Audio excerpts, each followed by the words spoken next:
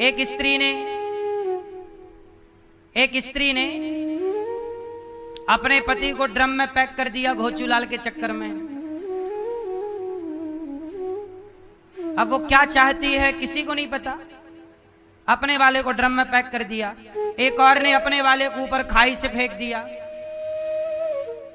तो क्या चाहती है किसी को नहीं पता, कब क्या चाहने लग जाए। एक स्त्री अपनी बेटी के लिए लड़का ढूंढ के लाई और लड़का बेटी को बाद में पसंद आए, खुद को पसंद करके भाग गई उसके साथ। मतलब सास भाग गई दामाद के साथ। क्या चाहती है पता नहीं। तो राजा ने सवाल किया कि स्त्री क्या चाहती है। तो उसने कहा मैं बताऊंगा, समय लगेगा।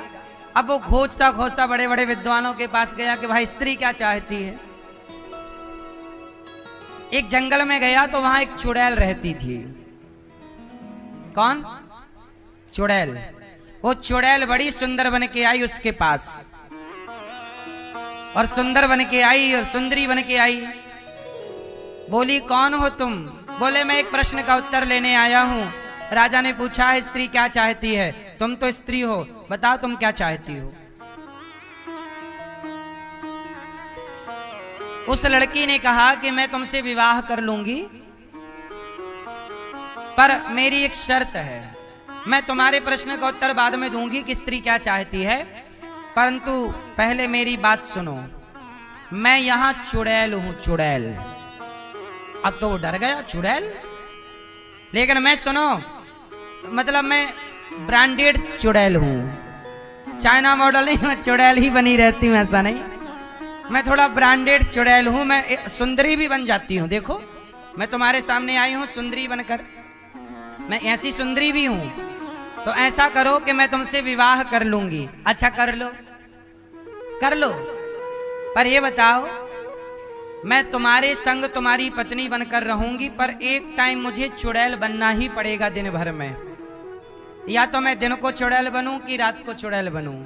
तो अब तुम बताओ कि तुम मुझे दिन में चुड़ैल के रूप में देखना चाहते हो कि रात को चुड़ैल के रूप में? क्योंकि एक टाइम में आपकी सुंदरी पत्नी बनूंगी और शाम को, मतलब अब तुम कंफर्म कर दो कि मैं रात को चुड़ैल बनूं कि दिन को, क्योंकि एक टाइम मैं सुंदरी रहूंगी और एक टाइम मुझे चुड़ैल बनना ही पड़ेगा क्योंकि मैं चुड़ैल हूं। उस आदमी ने कहा ऐसा है कि जो तुम्हारा मन हो, जब तुम्हें चुड़ैल बनना है, जब तुम्हें स्त्री बनना है, सुंदरी, जो तुम्हें मन आए, तुम चाहते क्या हो? कोई उत्तर न दे पाएगा। क्यों? क्योंकि एक बात बताएं, कितना कुछ आपको मिल जाए, पर जब तक भगवान नहीं मिले तब तक किसी की चाह पूरी होती ही नहीं है। भगवान को पाने के बाद ही जीव ये कह सकता है कि मैंने सब कुछ पा लिया। भगवान को छोड़ मैया इस संसार में कोई आपकी इच्छा पूरी नहीं कर सकता। कितना भी सुख मिल जाए पर आप कभी तृप्त नहीं होंगे। भगवान से ही तृप्ति मिलेगी पाने के बाद। कहते हैं ना, मिलता है सच्चा सुख केवल भगवान तुम्हारे। बाकी संसार में सुख होता तो सब सुखी ना हो जाते, सब पैसे वाले सुखी हो जाते, पर मिलता है सच्चा केवल भगवान के चरणों में है सुख। इसलिए सुख चाहते हो तो यहां वहां की भाग दौड़ खत्म करो और भगवान की शरण में आओ बस। भगवान, गोपियां जाती हैं माखन लेकर मथुरा, पेड़ पर चढ़कर भगवान मटकी तोड़ देते हैं। छींके पर माखन रखती हैं, भगवान जाकर के छींके से माखन निकाल कर खा जाते हैं। भगवान बड़ी सुंदर लीला करते हैं, जिस लीला को आप कहते हैं माखन चोरी लीला। एक दिन क्या हुआ, भगवान एक बछड़े की पूंछ पकड़ लिए और बछड़ा दौड़ा तो पीछे पीछे कन्हैया भी दौड़े, और कन्हैया के पाँव में पायल बंधी थी, छम छम छम छम छम छम बजने लगी। मैया ने कमर में करधन बांध रखी थी, वो भी बज रही है, और बालों का जूड़ा सिर पर है, ऊपर मोर का पंख लगा हुआ है। भगवान की शोभा बड़ी सुंदर है। बड़े बड़े देवता भगवान के इस लीला पर, इस दर्शन को करके मोहित हो जाते हैं। भगवान बछड़ों के संग खेल रहे हैं, दाऊ भैया के संग खेलते हैं। दाऊ भैया मतलब बलराम जी के साथ खेल रहे हैं।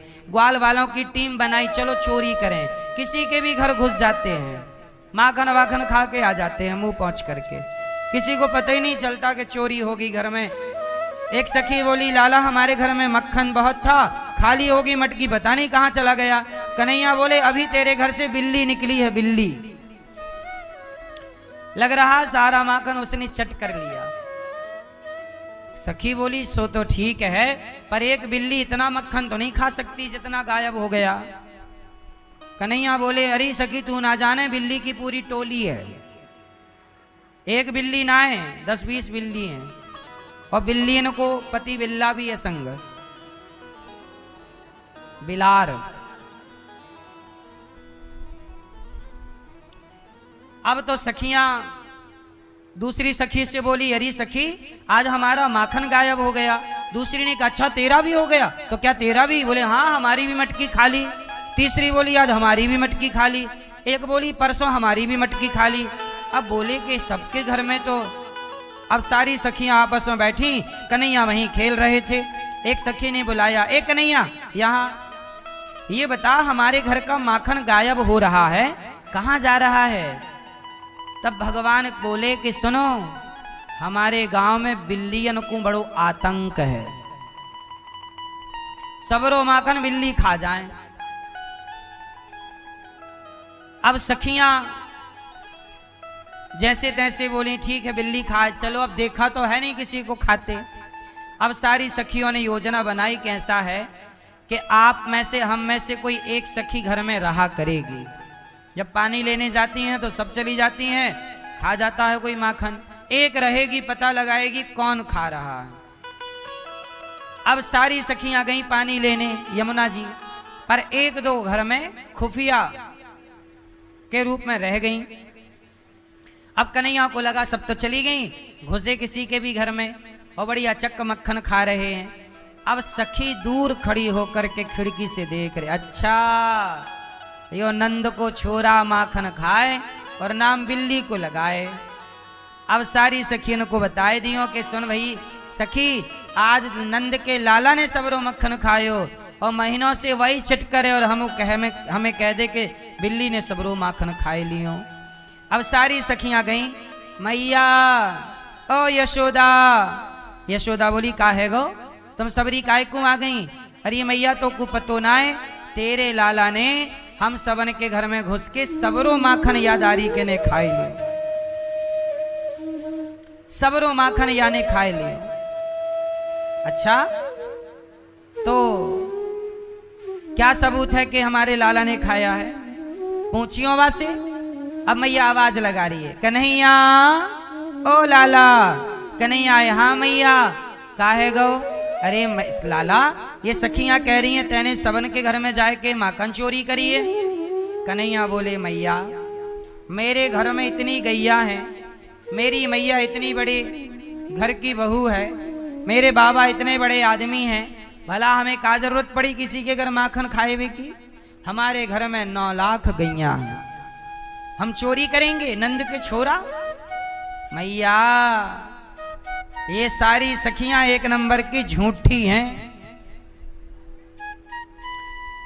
यशोदा बोली, देख लो, हमारे लाला पे तुम आरोप लगा रही हो चोरी करके खाए, हमारे घर में मक्खन की कमी है क्या? अरे मैया, हमने अपनी आंखन से देखी है यादारी को मक्खन खाते भये। कन्हैया बोले, मैया मोकू बदनाम करवे आई है सखी।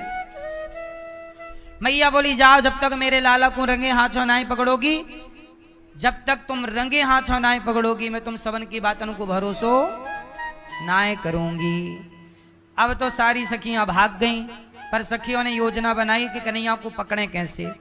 तो पकड़ने के लिए सब लोग अपने अपने मटकी के ऊपर एक घंटी टांग दी कि जैसे ही कन्हैया आएगा घंटी बजेगी, हम पकड़ लेंगे। अब जब घंटी बंधी और गोपियां अपने काम पे लगी, कन्हैया गए ग्वालों के संग मक्खन चोरी करने, और जैसे ही गए तो देखा तो घंटी लटक रही। भगवान ने कहा, रे घंटी, मंदिर में जगह कम थी जो यहाँ लटक रही हो? घंटी बोली, प्रभु मैं लटकी नहीं हूं, गोपियों ने आप ही है। और बादल बहुत बरसते हैं, बादल का रंग काला इसलिए काला हूँ। भगवान ने माखन चोरी की, ये लीला की, वो लीला की। मैया ये सब भगवान की आनंद देने वाली लीलाएं हैं। भगवान ना तो चोरी करते हैं माखन की, भगवान चित्त चोर हैं। ये केवल चोरी एक लीला है। जैसे छोटा बच्चा, भगवान क्या बनकर आए हैं? मनुष्य। और मनुष्य का स्वभाव है, छोटा बच्चा कुछ भी खाने की चीज हो सही से मिल जाए तो ठीक है, वरना चोरी से खा जाता है, स्वभाव है उसका। तो ये भगवान की लीला है। एक दिन क्या हुआ, भगवान ने मिट्टी खाई। मैया ने कहा लाला तने माटी खाई है, चल मुंह खोल। बलराम जी ने शिकायत कर दी, मैया कन्हैया ने माटी खाई।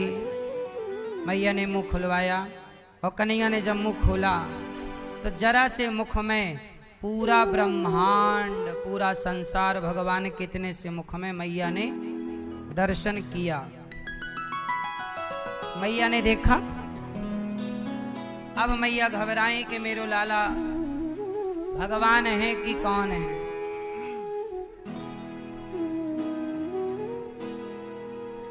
मैया बोली, कन्हैया तू भगवान है। कन्हैया समझ गए कि मैया मोह को भगवान मान लेगी तो लीला बिगड़ जाएगी, सब भुला दिया।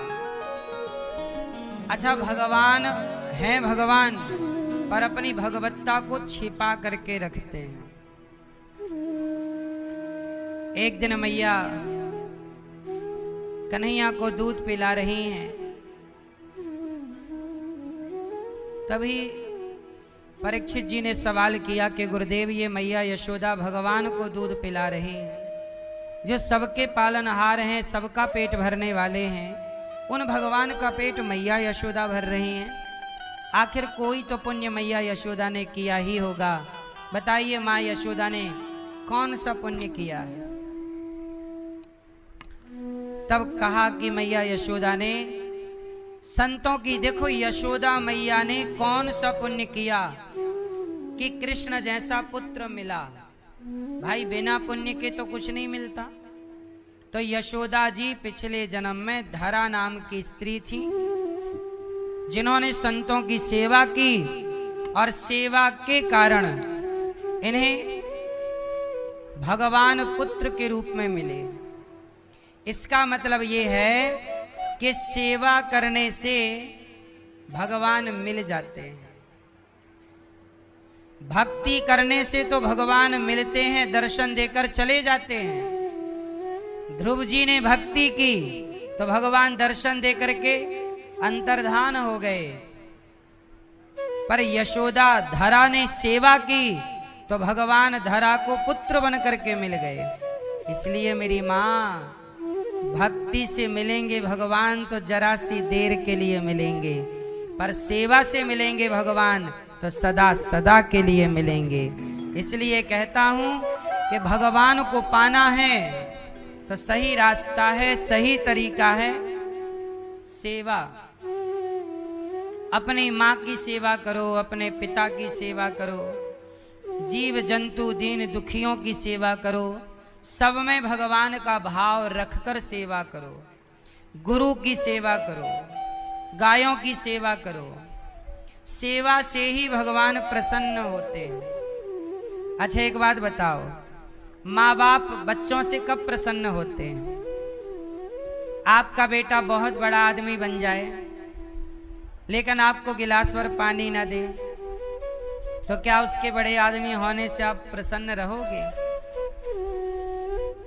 लेकिन आपका बेटा आपकी बहुत सेवा करे, सामान्य अपना कमा खा रहा है, पर आपका पुत्र आपका बड़ा ख्याल रखता है, अपना गृहस्थ जीवन अच्छे से जी रहा है, चला रहा है, वह माँ बाप बहुत खुश रहते हैं जिनका बेटा आज्ञाकारी होता है।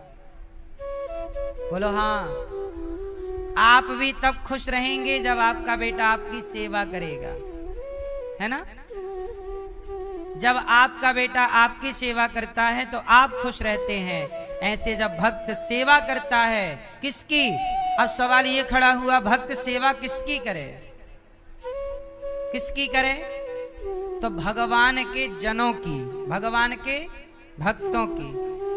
आप किसी की भी सेवा कीजिए, चींटी से लेकर हाथी तक, किसी को भी सुख पहुंचाइए, वो सुख भगवान को ही पहुंचेगा,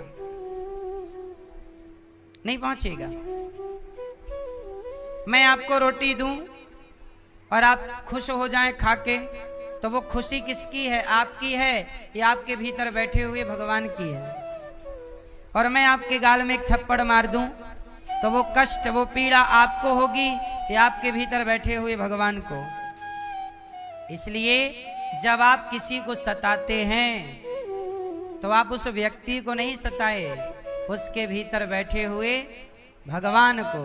और किसी को प्रसन्न किया तो उस व्यक्ति को नहीं, उसके भीतर बैठे हुए भगवान को। इसलिए हम सनातनियों को सब में अपने प्रभु का दर्शन करते हुए सबकी निष्काम निष्कपट भाव से सेवा करनी चाहिए। सेवा से ही हमें भगवान की प्राप्ति होती है। एक पीपादेव जी नाम के एक राजा थे, बहुत बड़े राजा। एक दिन उनका मन हट गया संसार से, नहीं नहीं ये संसार अच्छा नहीं है, भगवान की शरण। वो गए रामानंदाचार्य जी गुरु जी के पास, और जब गुरु जी के पास गए तो गुरु जी से कहा, गुरु जी हमें प्रभु की भक्ति दीजिए।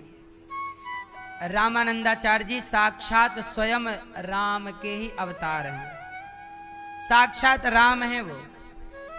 तो रामानंदाचार्य स्वामी रामानंदाचार्य जी ने पीपादेव जी से कहा कि ऐसा है कि मैं तुम्हें मंत्र तो दे रहा हूं,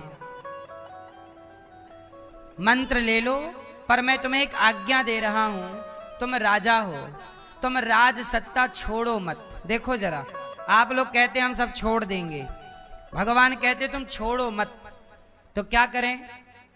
बोले जाओ राजा हो, राजा हो मतलब तुम्हारे पास धन बहुत है, तो ऐसा करो उस धन से दीन दुखियों के लिए अन्न क्षेत्र चलाओ, तुम्हारे राज्य में कोई प्यासा ना रहे, कोई भूखा ना रहे। यदि तुम राजगद्दी छोड़ दोगे और कल तुम्हारी जगह गलत दुष्ट राजा बैठ गया तो वो तो गलत काम करने लग जाएगा। पर तुम यदि अपने धन से समाज की सेवा करोगे तो तुम्हारी सेवा से भगवान प्रसन्न होंगे। जंगल कौन जाए? देखो मैं आपको दो रास्ते बताता हूं, बहुत ध्यान से सुनना। मैया सुनो, जैसे आपके पास कुछ नहीं है, आप बहुत गरीब हैं, बहुत ध्यान से सुनना। आपके पास माना कि कुछ नहीं है, आप बहुत गरीब हैं। तो जब आप गरीब हैं, आपके पास कुछ नहीं है और आप गरीब हैं और आपको भगवान को पाना है, तो क्या करोगे? बोले आप फिर ऐसा करो, भगवान का नाम जपो, और भगवान का नाम जपो। कुछ तो है नहीं आपके पास, तो नाम जप करो, सत्संग सुनो, कथाएं सुनो और नाम जप करो। परंतु अब कोई बहुत बड़ा आदमी है, पैसा है, तो भाई गरीब आदमी भक्ति करेगा तो उसके लिए भक्ति है कि तुम नाम जपो, तुम भगवान की कथाएं सुनो, नाम जपो। पर कोई अमीर आदमी है तो उसके लिए भक्ति क्या है? उसके लिए बताए कि तुम नाम तो जपो, तुम कथाएं तो सुनो, पर तुम अमीर हो तो तुम इस अमीरी से क्या करो कि अपने इस पैसे को मानवता की सेवा में लगाओ। सेवा करो, भूखे को रोटी, प्यासे को पानी की व्यवस्था करो। चूंकि तुम बड़े आदमी हो तो सेवा करो, और सेवा करते हुए प्रभु का नाम जपो, स्मरण करो, कथाएं सुनो। भाई गरीब तो रोटी नहीं दे सकता ना। आप किसी गरीब से कहिए कि भाई हमें भूख लगी है, आप रोटी दे दो, तो गरीब खुद भूखा है, वो आपको क्या देगा?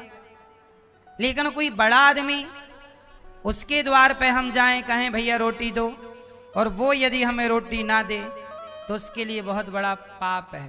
तेरे पास था, पर तूने सेवा नहीं की। इसलिए कहता हूं मेरी माँ, जो बेचारे गरीब हैं, उनके पास कुछ नहीं है, वो क्या दे सकते हैं, परंतु आप यदि दे सकते हैं तो आप सेवा करते हुए भक्ति करिए।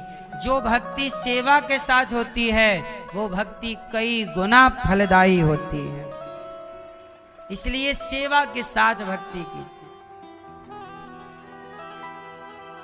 इसलिए शबरी माता गरीब हैं, कुछ नहीं है, तो शबरी अपने गुरु जी की सेवा करती हैं। जंगल से लकड़ी ले आती हैं, गुरु जी के रास्ते पर झाड़ू लगा, वो पैसा तो दे नहीं सकती,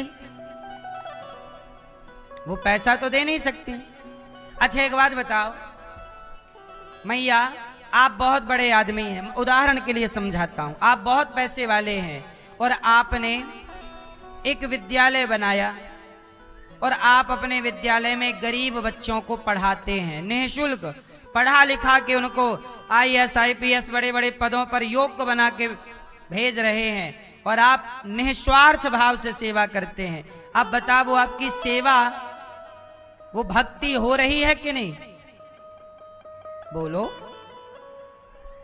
है कि नहीं? वो आप इस योग्य हैं कि आप विद्यालय बना सकते हैं।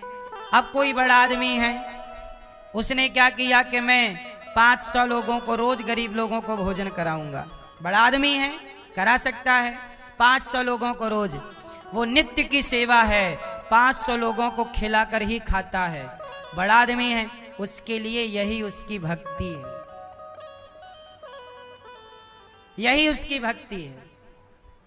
वो सेवा करता हुआ प्रभु का समय, भगवान कहते हैं कि तुम कुछ तुम्हारे पास नहीं है, चलो मेरी शरण में आओ, पर तुम्हारे पास सब कुछ है तो सब कुछ मुझे सौंप करके ये मान लो कि ये संपत्ति मेरी नहीं है।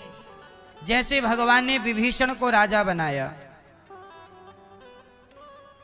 लेकिन जब विभीषण लंका के राजा बने तो सारी जिंदगी विभीषण यही मानते रहे कि ये लंका मेरी नहीं है, ये लंका राम की है, राजा राम है और मैं राम का दास हूं। दास भाव से वो सेवा करते रहे। आप भी अपने घर पे हो, ये मान लो कि ये फैक्ट्री, ये व्यापार, ये परिवार मेरा नहीं, भगवान का है और मैं भगवान का नौकर हूं और भगवान को सौंप कर सब भगवान के दास बनकर सबकी सेवा करिए, इससे भगवान बहुत प्रसन्न होते हैं। इसलिए ये दास अनिरुद्ध ने सेवा का रास्ता चुना। मुझे सेवा करना अच्छा लगता है। अच्छा एक बात बताओ मेरी माँ, मैं जंगल, कई बार मैं सोचता हूं कि मैं भी सब छोड़कर जंगल जाऊं, एकांत में बैठूंगा, केवल परम भगवान रहेंगे और मैं रहूंगा, तीसरा कोई नहीं। कई बार मैं सोचता हूं कि थोड़ा केवल मैं और भगवान, दो, कोई तीसरा नहीं, केवल प्रभु का चिंतन अहरनिश। जंगल में जो फल फूल मिल जाए, पत्ता वत्ता मिल जाए, खाओ, नदी का पानी पियो, सबसे दूर अलग एकांत में केवल भगवान का स्मरण करते हुए वहीं प्राण पूरे हों, ऐसा मेरे मन में विचार आता है। ये किसी आने वाले टाइम पे मैं अपने सपने को साकार भी करूंगा, कब करूंगा वो आपको बताने की जरूरत नहीं है। मेरा मन यही है कि मैं जब अपना प्राण त्यागूं तो मैं आखिरी जीवन ऐसे ही जीऊं कि जहां केवल मैं और भगवान रहूं, तीसरा कोई ना। जहां करने वाला कोई है ना, वहां भगवान कहते हैं वो हैं तो सही, उनसे करा लो, पर जहां कोई नहीं होता ना, वहां भगवान ही होते हैं कि ये तो मेरे ही भरोसे है, अब तो कोई है नहीं। तो मेरा मन है कि मेरा अंत ऐसी जगह, ऐसा जंगल। मैं बहुत पहले ना जब गांव में था तो मैं एक बार ट्रक में चला गया, तो ट्रक जाया करता था छत्तीसगढ़, बिलासपुर, रायपुर, तो चिल्पी घाटी है, जबलपुर से जाओगे ना तो चिल्पी घाटी पड़ती है। तो मैं ट्रक में महीनों तक चला, तो मैं चिल्पी घाटी है, घाटी मतलब बहुत बड़ा एक जंगल है, चढ़ाई उतार है ऐसे ऐसे। तो मैं ये बात कब की है, ये 2001 या 2002 की बात है, 2001 या 2002 लगभग। तो मैं जब ट्रक में चलता तो सोचिए उस समय मैं 15 साल का था, 15 या 16 साल का, यही उम्र रही होगी लगभग। उस समय मैं चिल्पी घाटी का जब जंगल देखूं तो वो जंगल मुझे अपनी ओर खींचे, मानो ऐसा लगे कि कितनी शांति यहाँ है, यहीं किसी नदी के किनारे बैठकर भगवान का भजन करूं। यहीं जंगल के घास पत्ती, भाई विदुर और विदुरानी भी तो जंगल में रहते थे, कंद मूल फल खा के अपना भजन। आखिरी समय ऐसा ही गुजारा होना चाहिए, जहां कोई ना हो, भगवत चिंतन, दिन रात केवल भगवान का स्मरण, भगवान नाम। तो मेरा मन करता था कि मैं यहीं रुक जाऊं, यहीं रुक जाऊं, पर क्या करूं, मैं मन तो करता था, पर भगवान को इस शरीर से ये काम कराना था, इसलिए भगवान ने यहाँ लाके बिठा दिया कि चलो ये काम करो। अच्छा एक बात बताओ, मैं आपसे एक सवाल कर रहा हूं, उत्तर दीजिएगा। मैं आपसे एक सलाह ले रहा हूं, बताओ, मैं जंगल चला जाऊं और वहां बैठकर चिंतन करूं तो बताओ मेरा कल्याण हो जाएगा कि नहीं? मुझे मेरे कल्याण की चिंता नहीं है, मुझे मेरे अपने परलोक को सार्थक बनाने की चिंता नहीं है। मैं जाऊंगा जरूर एक बार, आखिरी में, वो तारीख क्या होगी वो भगवान जाने। आखिरी में जब पता नहीं बीच में ही चले गए तो अलग विषय है, पर एक समय बाद ये विचार है कि एकांत में केवल वही भगवत चिंतन हो आखिरी टाइम।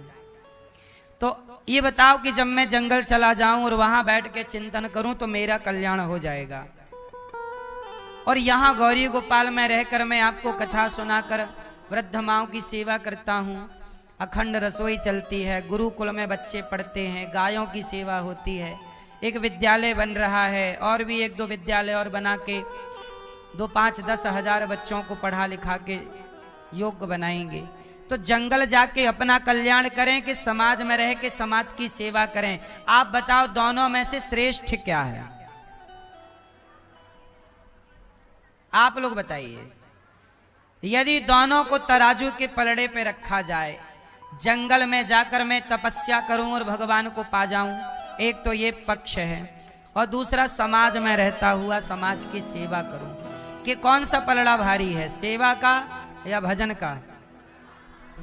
जोर से हाँ। इसलिए कहता हूं कि आप भी सेवा करिए। मैं अभी सेवा कर रहा हूं, ये दास अनिरुद्ध से भगवान करा रहे हैं तो हो रही है, लेकिन मैं अपने एक जो आखिरी मेरा लक्ष्य है कि चिंतन ईश्वर का हो। देखो कई बार मैं अपने को टाइम नहीं दे पाता, मैं आप सबकी सेवा में, माताओं की सेवा में इतना व्यस्त रहता हूं दिन भर, कब रात होती है, कब शाम होती है, कब सुबह होती है, पता ही नहीं लगता। हमें तो केवल ये पता होता है कि आज कथा का 4था दिन है, कि 5वां दिन है, कि 6वां दिन है, और ये वाली सेवा हो गई, संतों का भोजन बट गया, अन्न क्षेत्र हो गया, ये सेवा हो गई, सेवा पता है ना? बस अब मैं आपसे बस ये कहना चाहता हूं कि समाज में रह करके समाज की सेवा करना ये सबसे श्रेष्ठ काम है। लेकिन जो आपके आखिरी का क्षण है, मुझे लगता है कि देखो सेवा तो है, आखिरी पड़ाव में भी सेवाएं चलती रहेंगी, सब सेवाएं चालू होंगी, चलेंगी, लेकिन फिर भी आखिरी टाइम मुझे वही करना है जो मैंने बताया। आखिरी चिंतन केवल प्रभु का हो, आखिरी समय जगत की दखलंदाजी ना हो। मैं देखो रोज यहाँ बैठ के आप लोगों से भिक्षा मांगता हूँ कि आप लोग माताओं को भोजन कराओ, आप लोग संतों के भोजन में सहयोग करो।